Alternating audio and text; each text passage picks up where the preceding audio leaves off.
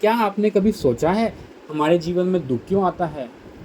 श्रीमद् भागवतम के प्रथम स्कंद अध्याय 17 में भगवान परीक्षित ने एक बहुत अद्भुत दृश्य देखा।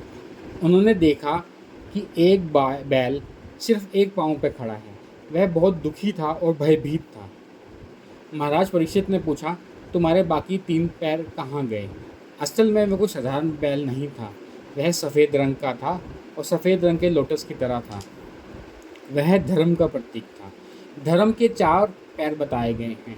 पहला है तपस्या यानी सेल्फ कंट्रोल, दूसरा है सोच यानी प्योरिटी, तीसरा है दया यानी कंपैशन और चौथा है सत्य यानी ट्रूथफुलनेस। कलयुग के प्रभाव से पहले ही 3 पाँव टूट गए थे। अब धर्म केवल और केवल एक ही पाँव पर खड़ा था। वह पाँव था सत्य। भगवान परीक्षित ने पूछा, तुम्हारी इस हालत का कारण क्या है? धर्म अगर चाहते तो अपनी इस हालत का कारण कली को बता सकते थे, पर उन्होंने किसी पर दोष नहीं मढ़ा। उन्होंने कहा, अलग अलग लोग दुख का अलग अलग कारण बताते हैं। कोई कहता है तुम्हारे करे हुए कर्म, कोई कहता है देव यानी डेस्टिनी, कोई कहता है प्रकृति और कोई दूसरे कारण को बताता है। लेकिन सवाल आता है, असली कारण है क्या?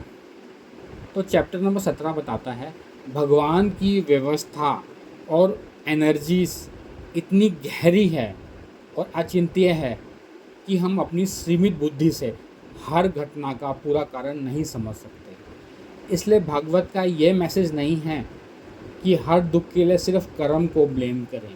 उनका मैसेज क्या है? भले ही दुख क्यों आया हम इसका पूरा कारण नहीं समझ पाएँ, लेकिन दुख आने से हमारा धर्म क्या है यह हमारे हाथ में है।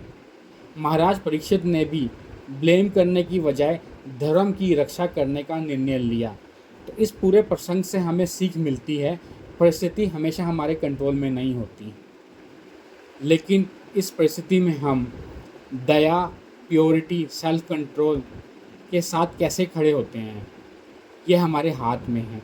याद रखिए, कलयुग में धर्म का केवल एक पाँव है सत्य। यदि हम अपने जीवन में सत्य को मजबूत कर दें तो हम धर्म को मजबूत करने में अपना योगदान दे सकते हैं। Hare Krishna. Shrimad Bhagavatam canto 1 chapter number 17 श्लोका 2 श्लोका 7।